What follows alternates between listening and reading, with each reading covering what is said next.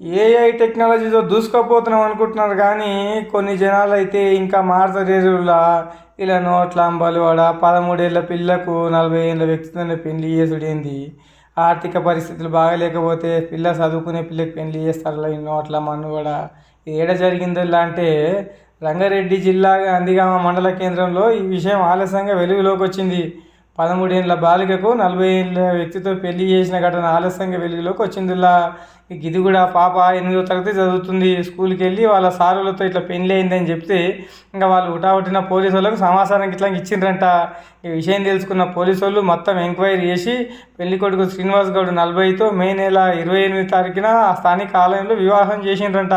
ఇక బాలిక ఉపాధ్యాయులకు ఈ విషయం తెలియజేయగా వారి సూచనల మేరకు పోలీసు వాళ్ళు బుధవారం బాలిక తల్లిని శ్రీనివాస్ గౌడ్, పురోహితుడు ఆంజనేయులు, మధ్యవర్తి పెంటాయలపై కేసు నమోదు చేసి బాలికను ఐసిడిఎస్ అధికారుల సహకారంతో సఖి కేంద్రంలో ఉంచారంట.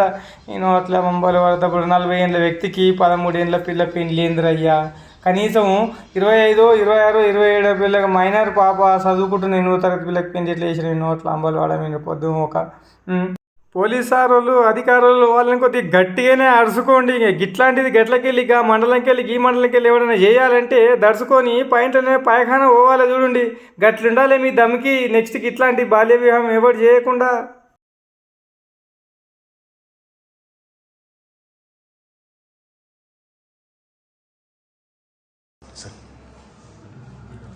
నిన్ననగా తేదీ 37/7/2020 నాడు సునీత అనే టీచర్ ఉంటుంది లోకల్ జెడ్పీటీ స్కూల్లో.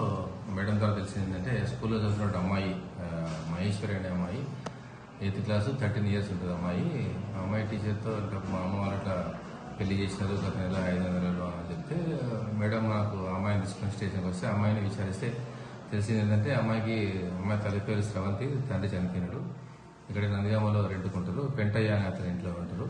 మా పెంటయ్యకు ఈ అమ్మాయి వాళ్ళ తల్లి శ్రవంతి గతంలో మా అమ్మాయికి పెళ్లి చేసిన సంబంధం చూడాలంటే అతను శ్రీనివాస్ గౌడ్ అనే అతను 40 years కందవాడ విలేజ్ చేవెళ్ళ మండలము సంబంధం తీసుకొచ్చినది. ఏదో మాట్లాడుకొని వాళ్ళు 5వ నెల 28వ తారీఖు నాడు లింగమంతుల టెంపుల్ అని నందిగామ హాస్పిటల్ ఉంటుంది. అక్కడ పెళ్లి చేయడం జరిగింది అమ్మాయికి.